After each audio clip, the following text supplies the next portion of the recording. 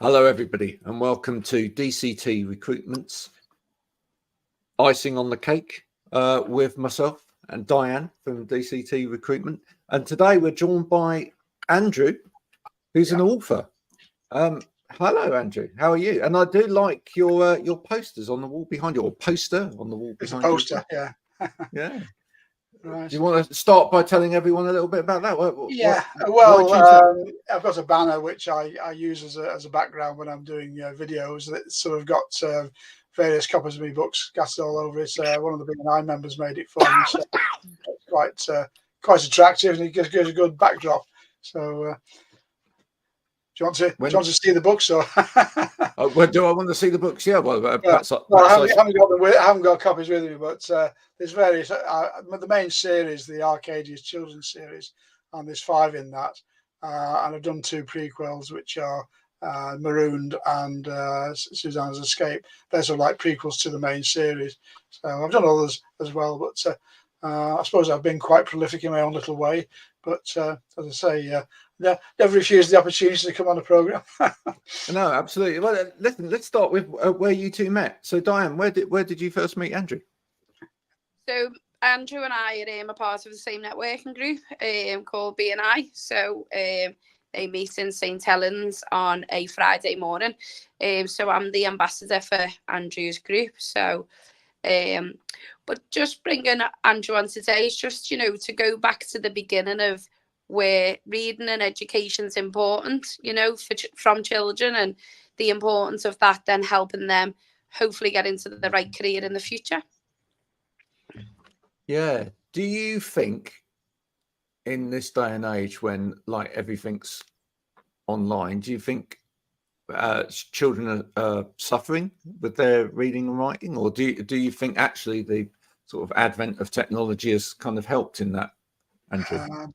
Well, one of the things that, obviously I like writing and I like people reading my books, but one of the things I discovered recently was, this is just general statistics, that 16% of, I think it's the British population, it's certainly the English population, have great difficulty in reading. Now, I've had to recently attend a hospital. If I hadn't been able to read the signs, which I think some of the people can't do, that have been asking and they've gone to the wrong department. So reading and writing, obviously, there's basic fundamental skills. And one of the things that, if I can, as an author, I've sort of said to people at BNI, if they know any teachers, I'm happy to pop along and try to encourage reading. I appreciate that obviously there's various types of reading now. You can have online reading, but to me, you can't be getting a little novel in front of you and reading it through. And this is what I'm trying to encourage. I publish my books on Kindle as well, but they are, still typewritten. And if somebody reads a Kindle book or if they read a paperback, it helps them sort of become literate. 16% of the British population is pretty bad, really, considering the amount of money the government throw at education.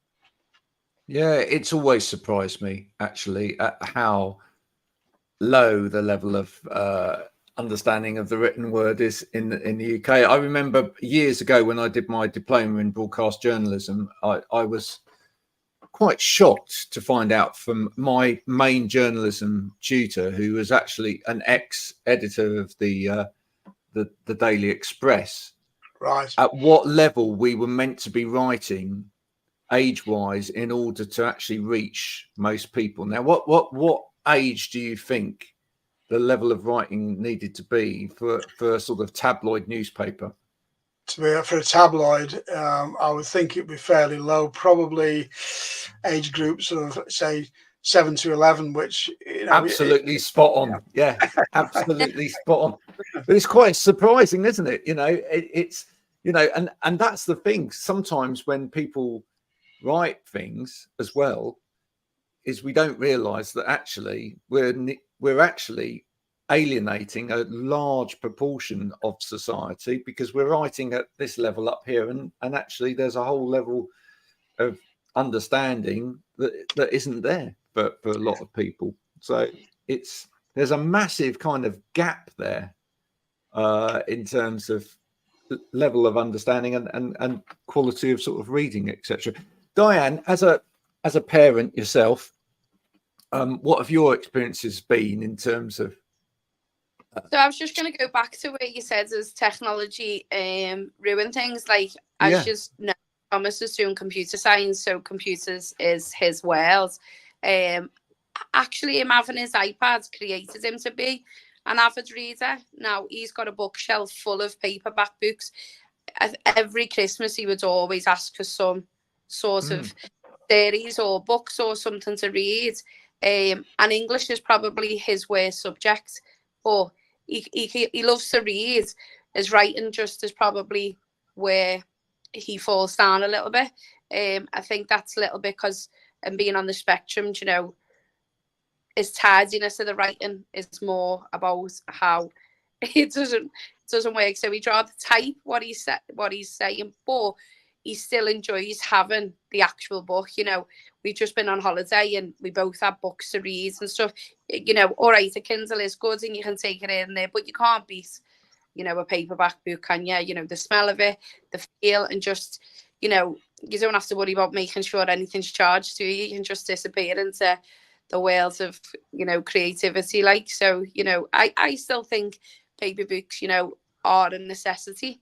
And I still think there'd be a lot of people in the world who still enjoy having a physical book over reading it on technology, you know, and it's not great for your eyes, is it? You know, using a Kindle all the time. But, you know, I still think. I must admit, I can't be, you know, I love a paperback. I mean, obviously I'm using the computer all the time writing. I must admit, the handwriting is terrible. I tend to print everything, but that's because I got so used to using using the keyboard. It's just, you know, when I first started, I was sort of two-finger jobby. Now it's sort of my hands dash over the keyboard. But you know, whatever you do, I think the basic idea of having a nice paperback in your hands, I still love that. I mean, I've got bookshelves full of books, but I've read that there's houses where you can go to, and I've seen houses when I've been a surveyor that, you know, they're totally devoid of books, so the kids don't even start with a chance. So really, this is what I'm trying to do. It's encouraging. I mean, I went to have a meeting down at the library yesterday, and I think it's terrible that St Helens and other places are just closing libraries right, left, and centre. I went to one in Thatcher Heath, which is still open, but you know how long it'll stay open, I don't know. They keep on closing them down, which it just stops all, you know, the kids be having anywhere to go, doesn't it? Yeah, no, it does. Yeah. Especially like now in half term, it can be a bit of a trip out, can't it? You know, for the kids, you've got 4 children, Graham's, and sometimes it gets expensive, doesn't it? Thinking of days out, whereas a library trip can be fun and educational at the same time, and, you know, break up half the day, you know. So it's just, do people utilize that as much as they used to back in the day? I think is where the shame's going to be if they do close a lot of them. Well, actually, I was going to pick up on that, and it's interesting you say, do people use them as much?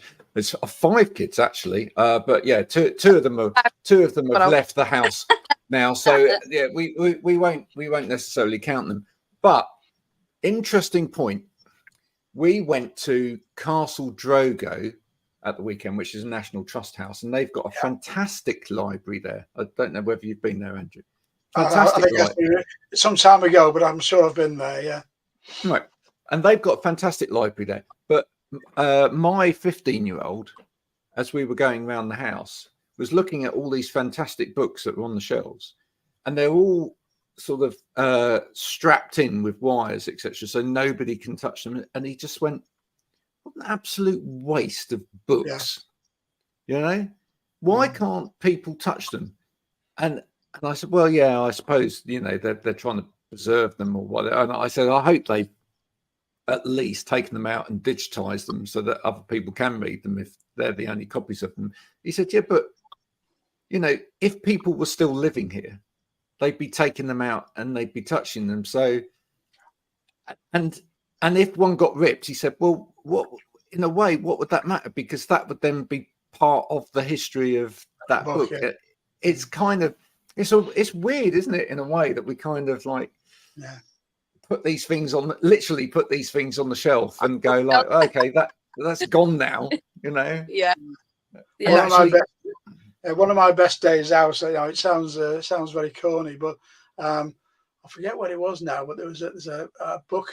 You know, they sell secondhand books. I forget what it was now, but they've got thousands of books in there. They've also got a place over in near Frodsham, on an old military estate there that they converted, and they've got a great big bookshop there, which are all old-fashioned books. If you put me in there for 2 hours, I'll be as happy as Larry. I'll probably come out with all sorts of books and never read, but you know, I love books, so it's a two-way thing for me. You know, it's not just writing them; it's reading them as well and touching them. How did you get from being a surveyor into an author, Andrew? Well, the thing was that I've been a surveyor for as long as I can remember. I have now retired, but I started to write. I wrote 2 technical books. One about building surveys, which was very well received, and it was used in the university, so I was very pleased about that. And the other one was about home extensions. So they're both sort of surveying based. And when I tell a lie. The very first book I did was basically, it was sort of a precursor to the the home extension book, and it was a little tiny book. And I don't know whether it's still going, but there's a company called the Illustrated Carpenter and Joiner, and I still love reading that. It sort of have designs of staircases and things like that, and I sort of pore for hours over it, you know, because, you know, being a surveyor, you just like to know how things are built. So I offered my little technical book to them, and they snapped it up. I mean, it was only about, I think the original one was only about 50 pages long. I've still got one copy somewhere, but that started me off. And then I got introduced to Spawn. They produced me books, and then I got the bug. I've always wanted to write sci-fi. First sci-fi novel took me ages. It must have spanned over about 3 years, off and on. But then I finally clicked, and that was it, and off I went. So ever since, touch wood, ever since then, I've not looked back. So I hope I keep on going, you know. I was going to ask. Sorry, Craig. How many books? Well, there's the 2 technical ones, which have got sort of, one's got a couple of editions because I've updated it. So I suppose that's 4. And then the actual novels, they're about 9. And I've got one that's on its way. That's with Emma. She's my editor. I always get them edited because I think it's nothing worse than, you know, it doesn't matter how good you are, whether you're using Grammarly or whatever you do to help you to write. Something always sneaks through.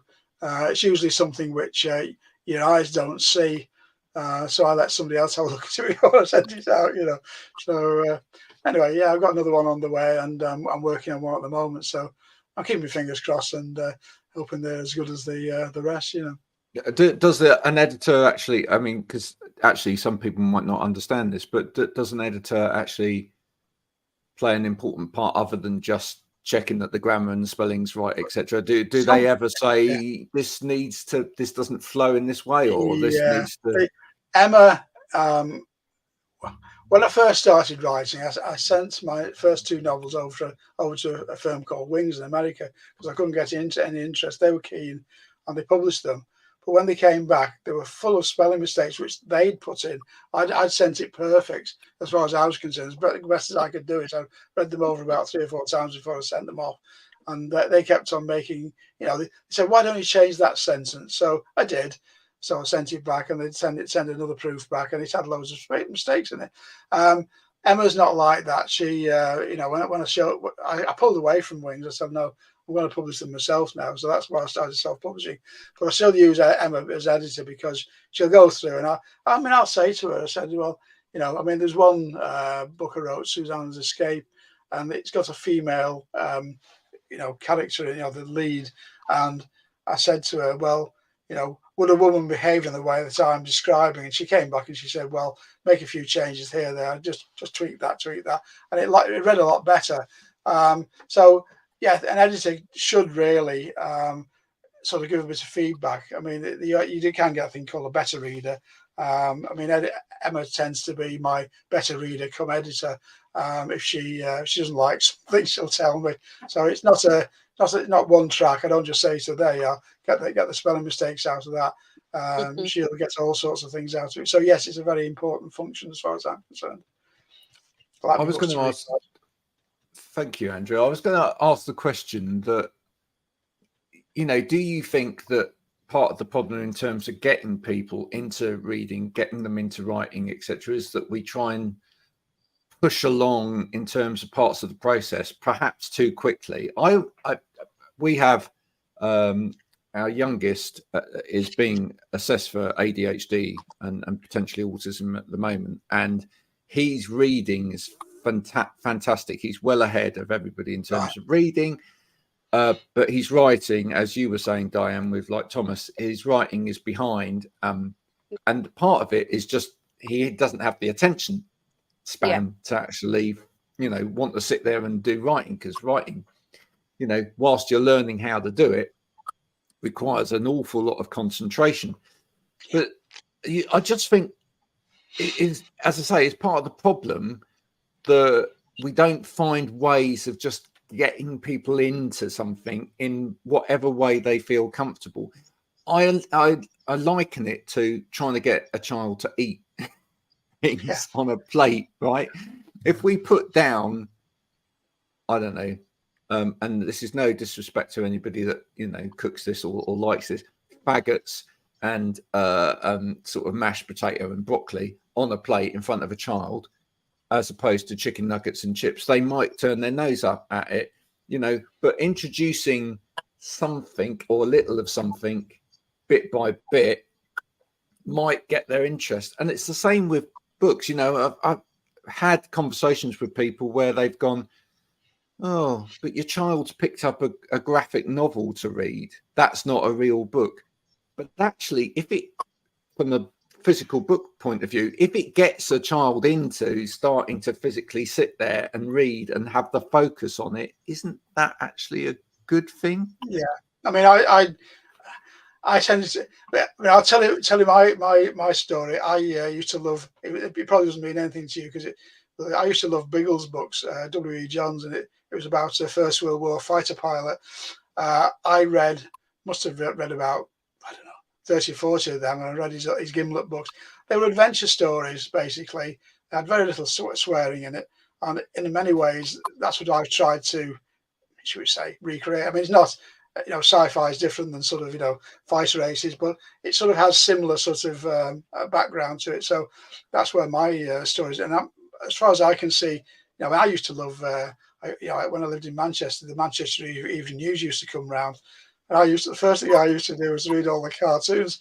But it's reading. I think when you're young, any form of reading is important. And I think possibly, you know, I mean, I may be criticising teachers unjustly, but they've got a curriculum to go to. And if they sort of say, well, you got to read this book, and they don't like it, then, but if you say to a kid, that's an adventure story, and he goes away and reads it, it'll then sort of encourage him to read other stuff. And, you know, okay, you've got problems with writing, but as I said, going back to the hospital, to me, the important thing is when you're walking around, you're able to take in your background and you're able to know where you are. I mean, it's like when you go on holiday, if all the signs are in Italian, you don't speak any Italian, life can be very hard and difficult, can't it? So, you know, you can work your way around, can't you? So, although it be different languages, if you can read English or read Italian and vice versa, you can recognise the signs, can't you? So you know, you educationally can work out where you need to go. So it's still an important part of life, isn't it? And I just think a lot of children either gravitate to science or maths or English and art. Like, you know, they gravitate to different subjects, don't they? But we will always need the basic of all of them subjects in some form in order to progress further on in life. And, you know, at a young age, they don't see the understanding of that, do they? They just see that I don't like it or I don't enjoy it. And going back to your point on the curriculum, when I was going through stuff with Thomas when he was younger, I think some teachers, it can be, well, in my experience, this isn't a blanket canvas. So Thomas's teacher was quite older generation, was just rigid to the curriculum. So they asked them to write about a volcano. Now, he was 8 years of age and he wrote about the core, the mantle, the whole scientific answer of what a volcano is. And her answer to me was, he's misunderstood the question, because he should have put, like, hot lava comes out and read this. And I said, I think you misunderstand his level of intelligence. I just gave you the thing is to me with that, presumably he must have done research, you know. Well, that's because he was an avid reader, you know, so his level of what he would read was really high when he was getting assessed, like your charters claim, you know. Thomas was on the 99 percentile, like his vocabulary was of a 14-year-old and he was 8. So, but that all came from reading, and that came because his coping tactic when he was in school being bullied, because he was different, was to read.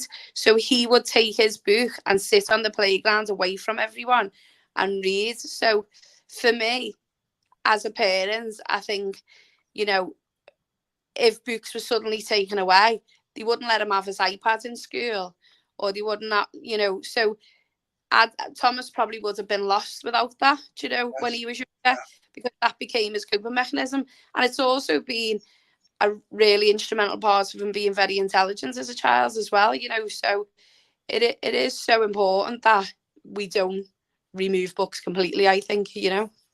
Yeah, I agree. I want to ask you both about purpose, because we talk a lot in the business world now about, you know, it's really important for a business to have purpose. Yeah, it's really important for people to understand what's, you know, what the values are of the business, what the purpose is of the business, because that's what gets people's buy-in. But I think it's very similar when it comes to children and things like reading and writing, because, and I'll tell you a little story now, which is that actually when I was young, I struggled at school to start writing. And the reason I struggled to start writing was because I used to very cheekily say to my teacher, I don't understand why I need to write it, because I can tell you you're standing here. Yes. Right? Which actually caused my mum a complete headache, but makes complete logical sense. But it makes logical sense. Yeah. But the thing is, so I didn't really start writing until, and here's what my mum tells me anyway, I didn't really start writing until I realized that writing was something that could actually give me purpose for when someone wasn't there. Yeah. So I started writing notes to my mum when she was still at work, when I needed her to do something that I needed to I needed to remember to tell her to do for when she wasn't there. So as soon as I had a purpose for it, it started coming out. Do you think part of the problem is we're not giving people a purpose to write that actually relates to them? So I would go back to the example of, when I was A-level maths, and we were learning about differentiation and integrate. And I asked the teacher, why do we need to learn this? Like, where would we use this in life? So what's the purpose of it? She said, an answer to me was, for you to ask that question, you shouldn't be in this class. And I was like, right, okay. Because, like, and if I go back to my days of when I was teaching in McDonald's, you know, there's 5 things that motivate us as people. And one of them is the meaning, the why. You know, and I am as a person, I need to know, you know, what's the why, what's the purpose, what's the meaning to be able to do that. If I've got buy-in to anything in life and I believe it and understand it, I will give it 100,000,000%. So I totally agree that we have to change how we describe things to different people. You know, children need to be taught different ways. One size fits all can't happen, because we all think slightly different. You know, we talk about that in adult life of how to motivate your team and how to get the best out your team and how to talk about that, but some of that should start at the beginning. So yeah, Graham, I totally agree. They should find out what's important to that child as to why they feel they should put effort in the subject they're struggling with. I think, to be fair to the teachers, that, you know, there was an attempt at one stage to reduce class sizes. I mean, I've not been at school for a long time, but I can imagine. I mean, if I can relate you back to when I was a child, which is a long time ago, it was sort of literally the first school I went to. The teacher had to fight off attacks from kids which were about 6 years old. I never learned anything for about well, I was lucky really. My mother taught me to read. She taught me how to write. The school taught me nothing. But I can't really, how can I put it? I can't really fault the teacher because she was having a hard job controlling the kids. And I think, it all comes back to sort of maybe we ought to have smaller class sizes so the teachers can cope. I know they sort of, got teaching assistants and things, but, kids, like you say, if kids get bored, they're not going to listen. If they're interested, they'll listen. And I think really this is the secret. And this is why I say possibly if you give them a good book and say that's an adventure, kids like adventures, don't they? So yeah. Do you find Andrew that now if you talk to people about your writing and your experience, etc., that helps, that's a motivation, that's something that can actually make people go, perhaps I could do that, and therefore that in itself is part of the process. I mean, I do remember the very odd author coming to our middle school with their books and thinking, actually, that's really quite exciting. This person's. I think we had Nicholas Fisk, if you know the author Nicholas Fisk, who's a science fiction, young science fiction author, come to school and would sign books, and it was like, it's almost like a rock star coming to, and that's quite that. I think for young children is quite a motivation. Let's get writing. Yeah, this is one of the things. This is why I've put myself out there and said, I mean, one of the things I'm saying at BNI is, if you know any teachers who I could help. I mean, I don't know how I would be received in a school, but if I think some of the kids will obviously like having somebody like me in there. Other kids might be bored stiff, but you can but try. And if you can get them to read and write, then it got to be good, hasn't it? I mean, the other thing is, like I say, when I was some of the kids' age, I mean, if it hadn't been for my mother, I would have not ended up like I am now, because she took the trouble to teach me. The school couldn't teach me, but it wasn't because I was thick. It was just that it wasn't the right environment. And I think you've got to create the right environment for the kids to learn in. I mean, this business about schools collapsing and things like that, it's not the right environment, is it? And teachers having to control classes of 30 and 40, that's not the right environment, because the bad kids are going to go to the back and flick rubber bands at the ones at the front, aren't they? It's just the way things are, So I think we have to root and branches, really, isn't it? Do we also need to?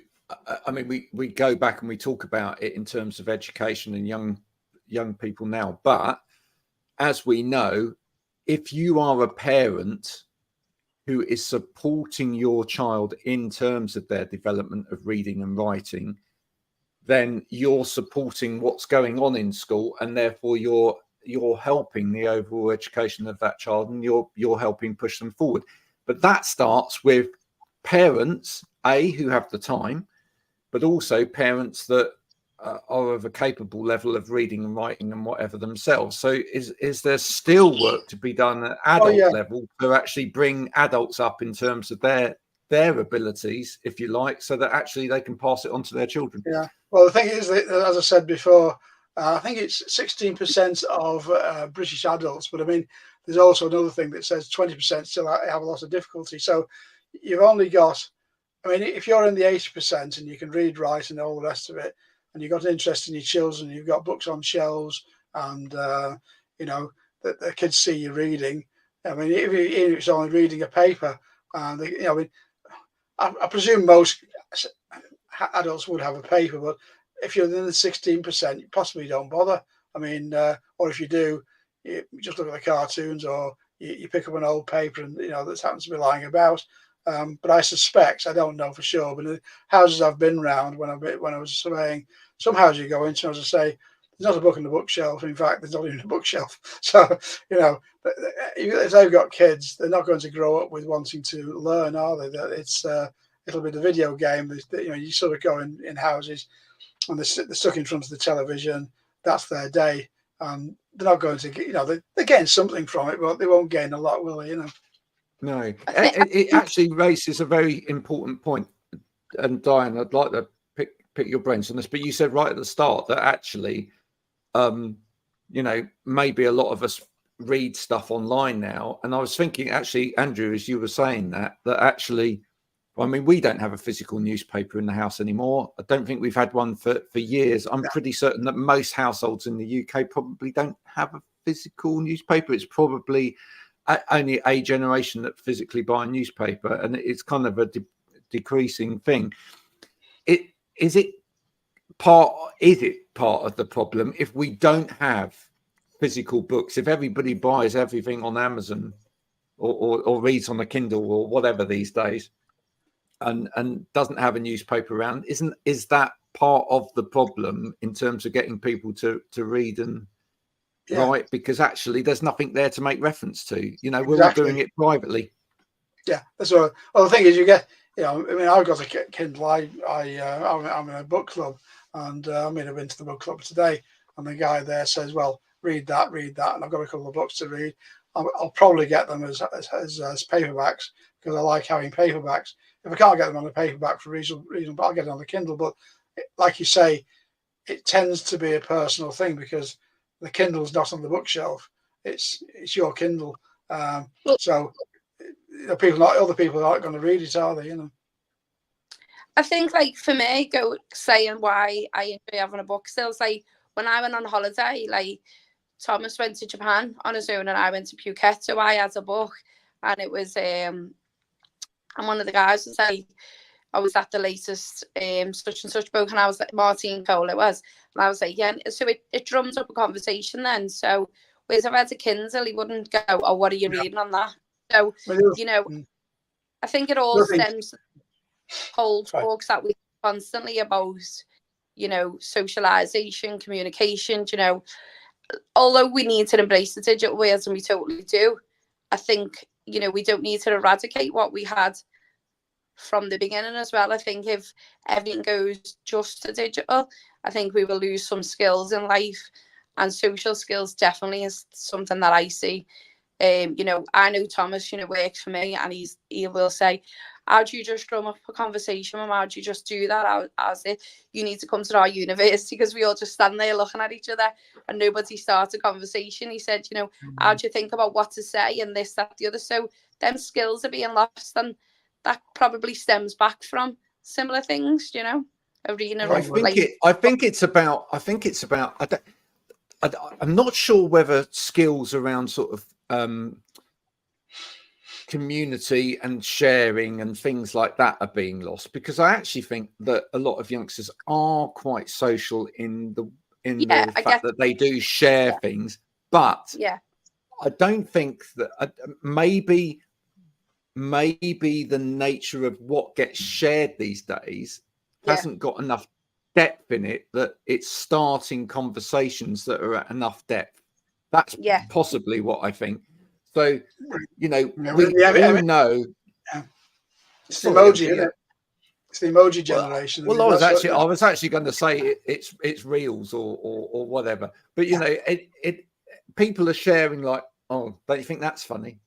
You know, don't you think this? You say, yeah. And actually, this is quite interesting, because it was only just the other week that will.i.am, he of Black Eyed Peas fame, suddenly made a statement about, we are investing very heavily as the human race now in feeding AI and teaching AI to become more emotionally intelligent, more intellectually intelligent, more able to communicate, but we're not doing that with human beings, and we need to go back to teaching human beings to do it.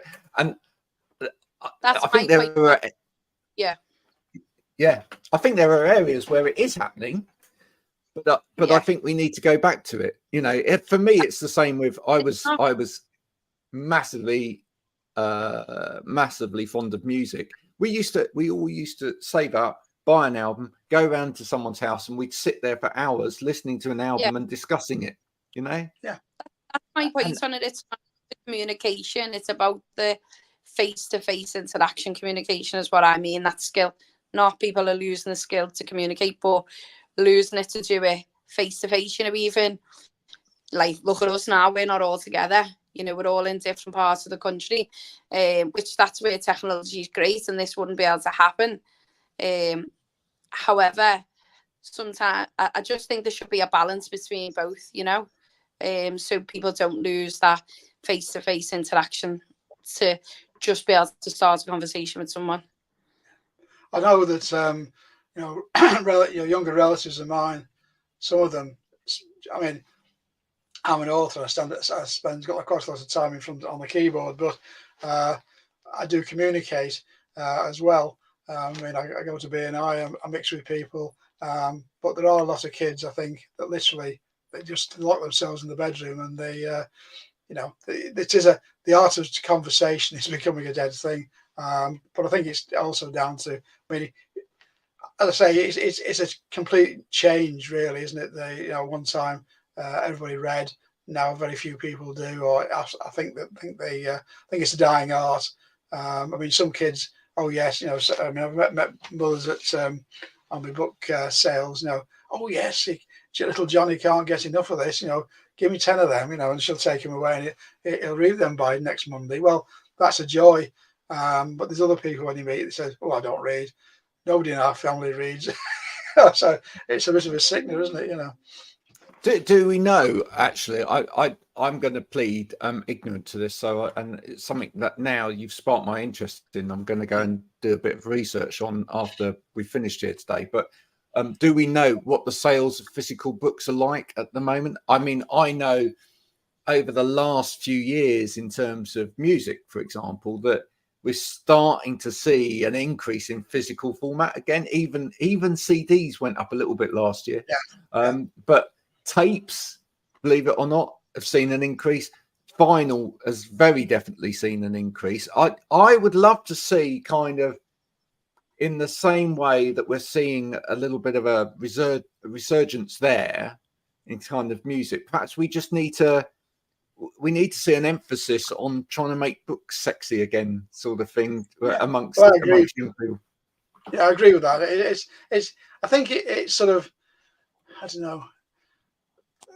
I think the problem is it's you know, like I say, you know, the 16%. If you've got a 16% of population who never learned to read at school, and they've left school, or when I say they never left to read, they have difficulty reading, and therefore, I mean, I used to, when I was a surveyor, I used to be given what they call day worksheets and they were filled out by some of the guys on site, and you know, some of the spelling, you know, I bought a bag of cement, and it's sort of SCMNT, you know, it was sort of they didn't know the basics. So I mean, okay, they're physical guys, they're sort of, they possibly don't need to know, but if their kids are at home and they sort of got nothing to pass on, have they? So I think possibly, you know, maybe where schools could help is, like I say, encouraging reading at home, encouraging kids to go into the library. I know, going back to what you're saying about parents, Graham, when Thomas was in school and he was doing his TV, he actually did match champions. So what that meant was he taught parents how to teach the children like certain levels of maths. So I think that was good, you know, from really good from his point. So there is things out there where schools are doing that, you know, and I do think a lot's changed in schools, you know, since we were there, and they are more fluid and adapting. And it's hard, isn't it? It's a hard, you know, going back to following the curriculum. You know, Thomas is 20 now, so that was 12 years ago that I'm talking about that. It's not now, but it is hard if they've got a class of 30 people to adapt everything all the time, you know, so they've got to go with what works on the majority of people, you know, and that works in any business as well, doesn't it? It's always the task that you're faced with. However, you know, I I know like there is so many things out there to help support kids once they're on the right pathway. It's just trying to find that and giving them the resources and tools and resources and the imagination as to the purpose of why they should maybe try something a little bit different, because half it's a defense mechanism, isn't it? You know, nobody likes to fail, nobody likes to feel inferior. So, you know, half of the reactions or whatever and why people give up is because that feeling isn't a nice feeling. And I know, going back to when Thomas was being assessed, he'd go to like cams and they had this game board where they'd play a game and it'd be like, oh, Dad's angry with the child, why might he be angry? And then it'll strike a conversation up with him as to what it is. Without Thomas, wouldn't have realised what it's about. But when the children, and especially children on the autistic spectrum, it's their emotions they can't understand and control and learn. And it will probably be people in that spectrum that will struggle at times. Maybe not everyone, or somebody with dyslexia or whatever, somebody with, you know, a learning difficulty, because, and the reason they'll push it away is because nobody likes the feeling of pain or the feeling of disappointment. So it's definitely trying to, you know, there's definitely stuff around there that is the bigger question, we say, of trying to fix that, to get kids understanding that from an early age and noticing when they're rejecting that from an early age, there must be something wrong, you know, or not wrong, but, you know, something that you need to help them with better. Because, you know, most parents probably read the stories to the kids still before they go to bed, or even if they're not reading from a book, they'd be telling them a story or whatever. I'm sure most parents still say that. So if you had a book in front of a child from an early age and they were rejecting it, then that's when you need to look at it there and then, because that's when the showing you there's probably something wrong. But the problem is it doesn't get diagnosed till, like, you know, Thomas was 12 before he got diagnosed with Asperger's, so it can take a long time. I don't know how old your youngest is, Graham, now, but it takes a long time before it's picked up, isn't it? And I think it needs to be done from such an earlier age, and then we will probably reduce that 16% further down the chain. Well, I think half the problem is, even if it gets picked up, it gets I'm afraid to say, it gets ignored, and actually, you know, you have to fight as a parent, and it takes a long time to go through the process. For us, it's taken 4 years of us fighting. So it's a difficult thing. What I was going to say is that I just wanted to touch very briefly before we finish today on sort of your area of recruitment as well. I mean, I know you've done sort of careers fairs in the past, etc. But those all tend to happen at an older age for students, really, when they're starting to think about their next level of where they're going and choices and stuff. But do you think we almost need, from a business perspective, trying to put back into this, do we almost need to start that a little bit earlier on? I'm thinking in terms of conversations I've had recently as well, about the fact that young children have absolutely no idea about what careers are out there, etc. But just on the basics of things like reading and writing, maybe if young children could see people from business coming in talking about exciting stuff, etc., that's going on in the world, and understand that, you know, part of that process of being able to go into those jobs is that they need these core skills, maybe they'd just be a bit more excited about it in the first place. That it's not just about getting through school and getting to the next level. It's like, actually, there's a world out there of opportunity that could open up for you if you put your mind to it. Yeah, definitely. What age are you referring to? Do you feel like it should be done before senior school, more in juniors? No, absolutely. In primary school level. You've got to create ambition. That's the thing. And what you were saying before about kids succeeding, one of the reasons why I've never been interested in sports is because we had a terrible sports master, and like you say, the poor ones get kicked to one side. You know, I'm not interested in the good ones, and the same is applicable to every type of education. If you got kids going in and seeing, you know, if a kid says, "I want to do that," he'll do it. So it's really a question of, I mean, if he wants to go on an oil rig, he'll go on an oil rig. He'll learn the skills he needs. If he wants to, I don't fly a plane. But you say to him, well, if you want to fly a plane, you've got to learn how to read and write, basic fundamentals. But it gives that person or her the reason for wanting it. If you've got no reason, people are saying to them, well, why you get? I mean, I always remember years ago when I was coming out of school, there was one teacher. She sort of more or less said, "Well, you're going to go on the dole anyway, so I don't know why you're worrying." Well, that's total negative. What you need is positive teachers and positive outcomes. I mean, if you invited people along to business conventions, I mean, or kids along and say, "Look, this guy here, he works for I don't know, works for one of the big manufacturing companies." They might say, "Oh, I want to do that." Once they want to do something, they'll go for it. If they don't, if they're told that they're not going to get anywhere, then they're not going to go for it, are they?